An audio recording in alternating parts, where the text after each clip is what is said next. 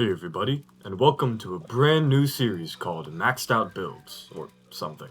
Name in progress, but I probably will stick with it, because I already made the intro thingy. Anyways, today, I'm going to kick off this brand new series by showing you my primary build, the one I'm wearing right now.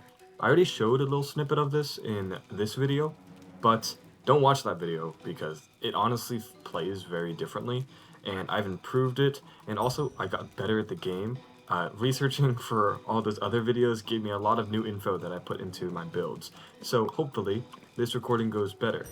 So the way this video is gonna work is I'm gonna describe my build, I'm gonna do a little playthrough with it so you guys can get kind of a feeling for it, and then I'm gonna tell you guys how you can kind of get this build yourself. Because a lot of things you don't have to have exactly what I have, you just have to have the same idea. So, without further stalling, let's get into the items. Let's start with the armor. Armor is probably the easiest one to understand. This is a general tank. It's a offensive tank, if you really wanted to call back to my armors video. Full metal armor gives you 30% more damage, and it's one of the only armors with both 30% negate and 35% damage reduction. Much more defense, very defensive.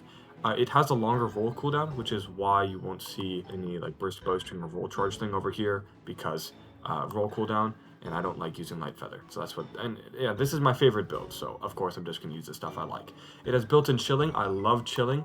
At level 3, it effectively makes all mobs attack 30% slower. If you don't know chilling, let's see if we can find one. Ooh, perfect. Yeah, 60% mob speed. Every 2 seconds, for 1 second, they attack less. So it's great. Cooldown, very simply, we can constantly activate our Ironhide Amulet. We will get to the rest of the artifacts soon. But yes, this really helps with that primarily. Snowballs, this takes care of creepers. Creepers, doesn't matter how much defense we have, like this is a lot of defense, creepers can still mess us up. Snowball helps us from that. Also, it allows us to take 1v1s super easily, and 1v1s are nice because then we can just easily refill our potion barrier. 90% damage for a short duration is effectively saying we're immune to all damage for 9 seconds. Which is really nice.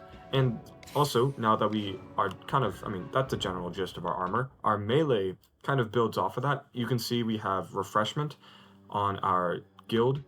I think that means it's, let's see what the duration is, I forget. Is it 3 seconds? Yeah, 3 seconds. I don't know how long an actual potion cooldown is. I'm going to put it on screen right here for you. But yeah, it's quite helpful. The other enchantments kind of play into getting that refreshment because you actually have to get the kill credit on the melee in order for that to work. Same with leeching. So both Void Strike and Enchanting are here because those just amplify the damage itself. I usually like Shockwave Swirling. I know they're not great, and I do agree that they steal the kills from refreshment and leeching. So that's why we just stick with Void Strike, Enchanting, very simple ones.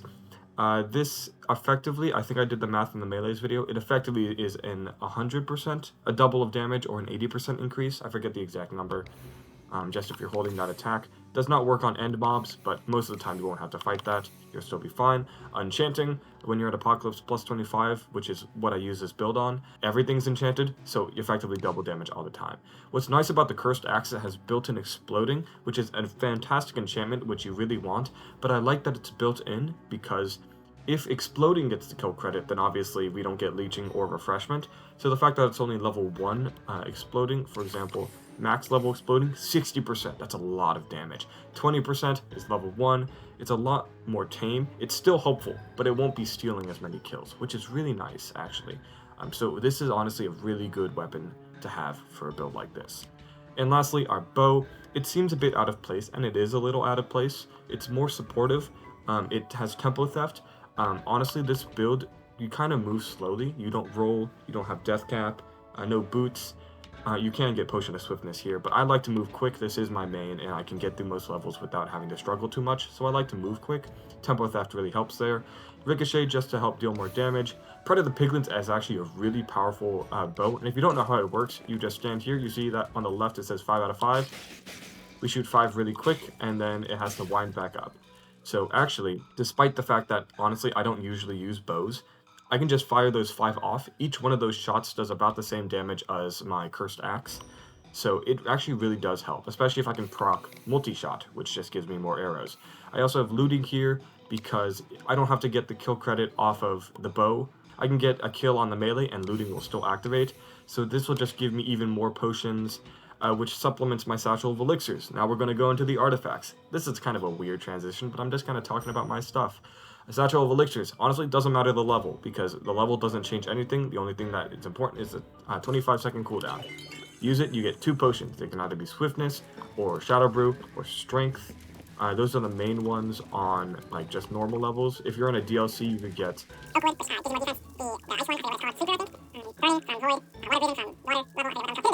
all those potions you can get from this thing. It's incredibly convenient, really nice. I love the satchel of elixirs, especially because you get strength plus shadow brew.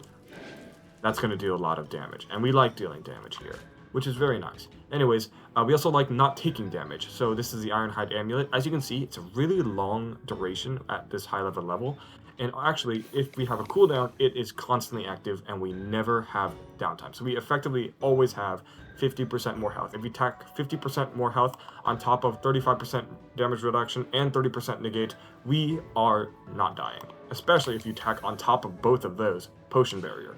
So yeah, we take very little damage here, and we can cut the mob's damage in half even more with the Gong of Weakening, which makes them do half as much damage, and also us do double damage. So everything here is very, these two are very defensive. However, this one's kind of offensive. This one's pretty offensive, very defensive. Honestly, a pretty defensive melee, and a pretty supportive bow. But it's actually all still very strong. I would still highly classify these as offensive. Let me put my money where my mouth is and hopefully don't bomb another recording with this gear. I am going to play, I'm not going to play on a daily trial, because for the sake of consistency for this series, I'm just going to play high block halls at Apocalypse plus 25. The reason I say high block halls, it's because it has that boss at the end, and it's not an actual boss, it's just the waves and waves of mobs, which I think is a better representation of the the whole build as a whole. This one is not particularly well suited for fighting bosses, because usually if you want to fight bosses, you want a way to heal outside of killing things, and this does rely on, defeating the mob. But, it's still fine, and you can get through most bosses. But we're going to show you this in high block halls. I'm just going to give you a little bit of gameplay. This won't be a full playthrough. You won't see everything. I'm also going to try to get the raid captains, just to show, because honestly, 263 gear, we should be fine. So you see that, 3 hits, and armored Vindicator is dead. We are barely taking any damage. That's the Gong. They're dead in 1 hit. Yeah, 39 million. Yeah, a lot of damage can come out of this, because all of these things stack. Because Gong of Weakening can stack with Strength, which can stack with Shadow Brew, which can stack with the Gong of Weakening. Did I say Void Strike already? Yeah, Void Strike's on there too. Yeah, it's a whole lot of damage. It's a very powerful melee. So as you can see, we just effortlessly wiped out that horde of mobs. The Exploding Axe, that's not what it's called. The Cursed Axe, there we go. It has a really good area of effect, because it's just all around in a circle. So you can just kind of dive right in and then start dealing damage, which is nice because we also have Potion Barrier, which means that, yeah, Potion Barrier, so we can just hop in, we can start dealing damage with our axe, and we can just drink a Potion Barrier, which means we're all well defended, and even though we're swarmed, we can do damage and not take any damage. So that's kind of the idea of this build. It's kind of preventing getting swarmed. So, yeah, I'm going to jump to when I get some of the raid captains, because I feel like that's... Or actually, no, there's going to be an arena battle. If the arena battle is interesting, we'll see it. I just realized we haven't seen any bow action yet. Yeah, I mean, we move a bit quicker. It does some good damage. I mean, it's a bow. It works quite well for the purposes of this build, since we usually want to be attacking with the melee, but as you can see, we didn't have to invest too much time into shooting, and we can do, like, pretty good area damage. It's quite nice. It's a good bow. I highly recommend you try out the Private Priglins. It's a very unique shooting mechanic, and it's very fun. Like, yeah, that's dead. Yeah, it's a strong bow. It's a very strong bow. Alright, we are now out in the open courtyard. That means we will now soon be getting our raid captains. I mean, like, we can just look at it again. We have good area damage. Void Strike is a very powerful enchantment. It's actually, I feel like it's really powerful. But yeah, look at that massive area damage. Exploding is still helping, despite the fact that it is not a full level exploding. Because 20% is still 20%. And that's We won't cheese the iron golem, redstone golem, but we don't have to because he's dead before you can even stand up. Yep, that's how. I mean, this build does a lot of damage. Like, that's a pillager raid captain. If we had 5 arrows, we would have won, like taken it out in an instant. We have the gong online. Oh, someone dropped a shadow brew. Yeah, having both looting and the satchel of elixirs. I mean, you just have more potions, which is very much not an issue. It's a fantastic thing, especially since shadow brew you use them up. So it's nice to have extras. See how this does. Yep, easy. You can see I attacked with the melee to start with, and then I finished it off with the bow. I mean, honestly, bow can deal damage faster as long as I have the 5 charged. I mean, I think the Pride of the Piglins is a really good bow for people who don't like using bows. Like, I do not like bows. So what just happened there was deflect. Yeah, I mean, whoops, it happens. Yeah, it was not an issue of our build, it was an issue of I just fired an arrow into the abyss and got hit back for it, yeah. Ooh, stunning. I've never seen mobs with that before. Interesting. That could actually be a problem. We'll see. Let's keep them that down. Ooh, I'm stunned. Oh, I drank a potion. Yeah, just for the potion barrier. Yeah. As soon as we drink the potion barrier, we are perfectly fine. And look at our health, not our health, our potion bar. It's almost done already. Yep, and that's our 3, or our, not 3, our 6. So let's head to the boss. The boss is going to be the best demonstration because there's just going to be a lot of mobs, and we're almost there. So I'm going to cut to that.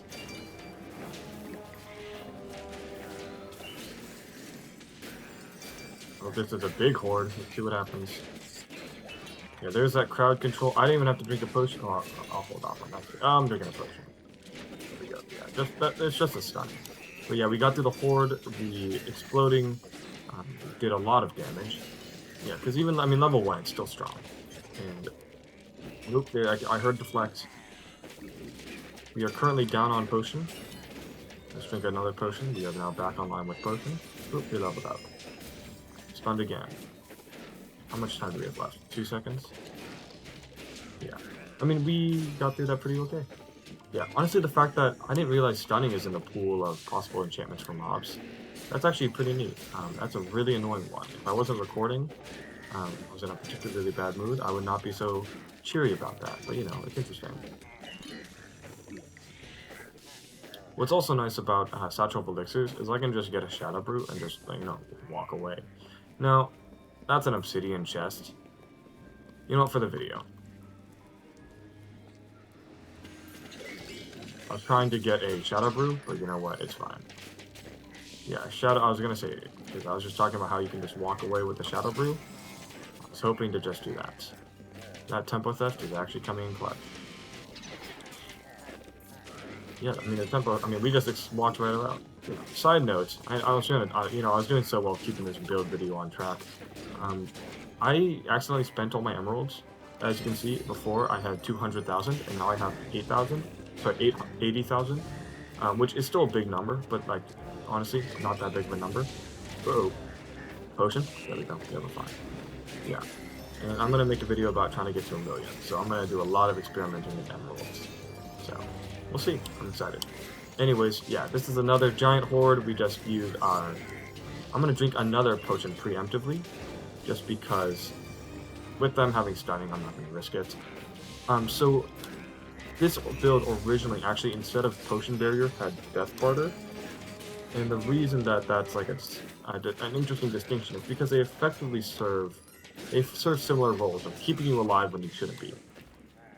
The reason I went with, on my main build, I go with potion barrier, not death barter, it's because, I normally prefer death barter, but this cursed axe is, it has refreshment. I have another melee. Actually, it's the whirlwind axe. This is another weapon I sometimes use with this armor. And this armor actually does, I re-rolled for it multiple times. Uh-oh, well, this would be bad. Yeah, but I sometimes will use Death Barter instead of Potion Barrier if I'm just not feeling potion-y. But I think Potion Barrier is a stronger combo in general. I think Potion Barrier is stronger than Death Barter. And another reason why it's because on my bow, I like to have Prospector if I have Death Barter, and I kind of like all the enchantments on the Pride of the Piglins, because it's dealing damage. So it definitely has to have Tempo Theft. Obviously, it's gilded in, but like it's the whole point of having it for mobility. It also kind of needs Ricochet, so like the arrow actually travels. Obviously, looting is a big thing, and multi-shot is like good damage. And if I was going to replace multi-shot, it would be, ooh, stunning. This is gonna be bad.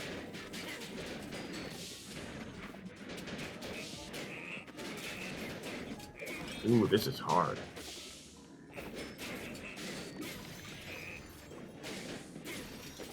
There we go. Okay, okay, okay, we got it. We got this, actually. Ooh. Yeah. What's nice about Potion Berries, it's like not just defensive, but it heals you, and my Strength Potion just disappeared. Yeah, what's nice about Exploding is it's strong. If we're stunned, the Exploding still works.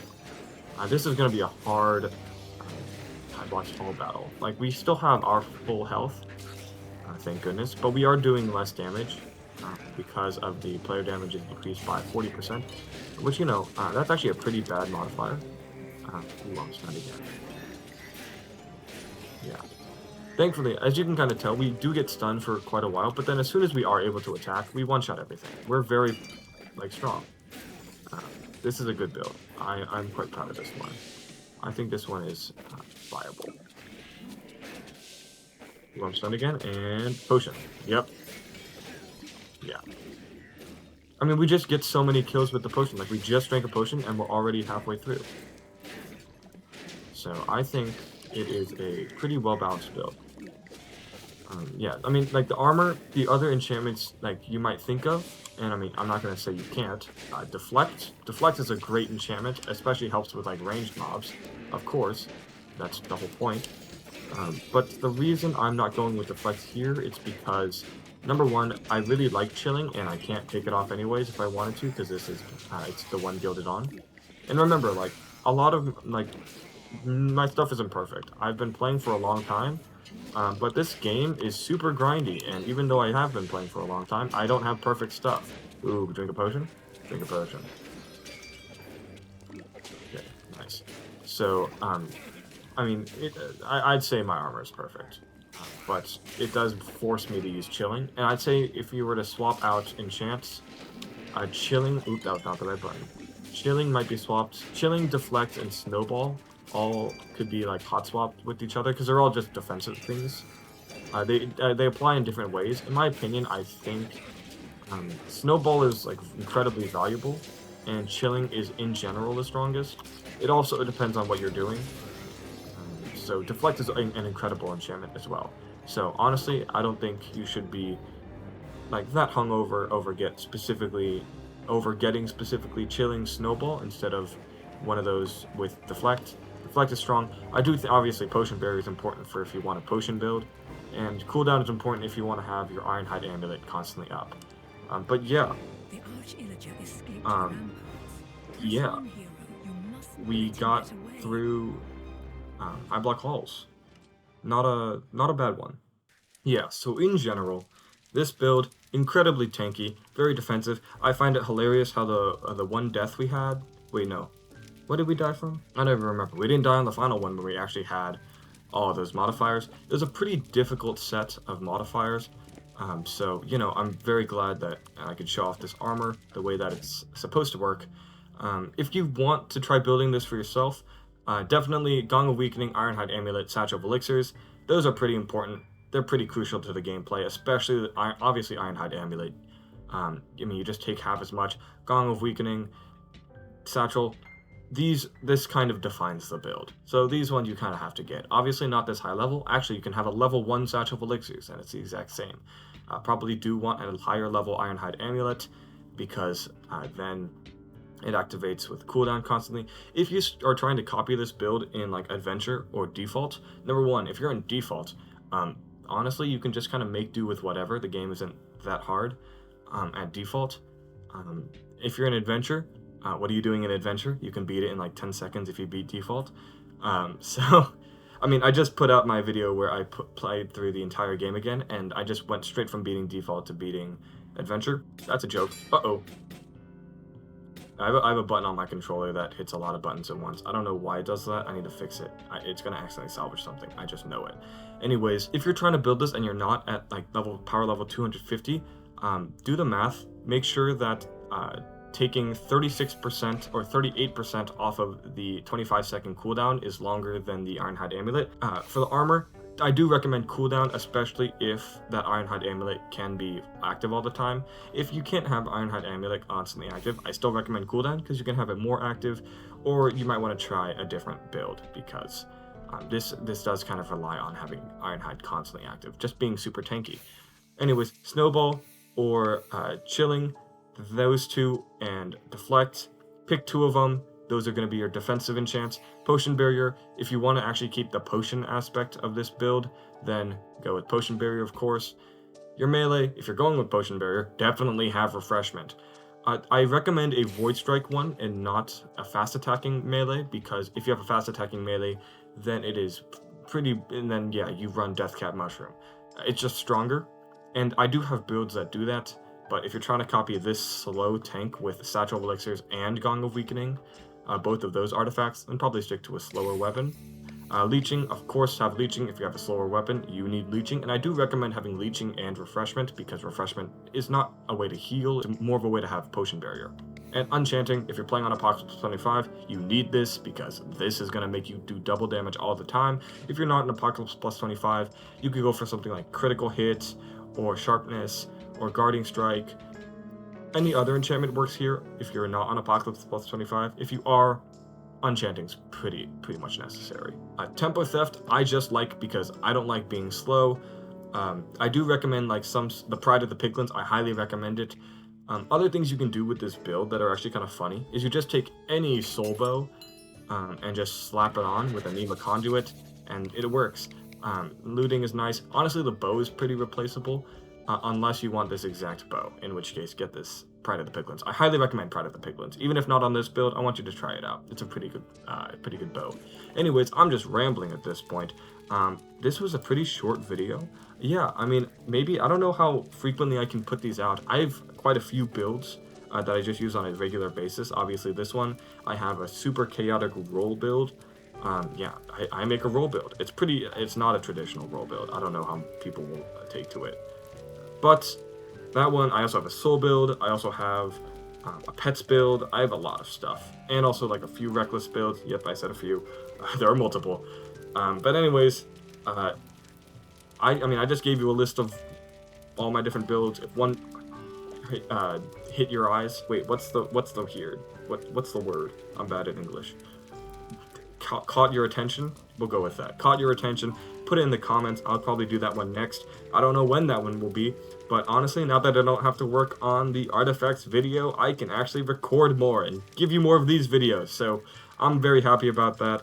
It was fun to make the artifacts video, though. I am rambling. I don't have an outro. If you have an idea for how I do outros, give me help, comments, yep, and descriptions. I don't know what to do.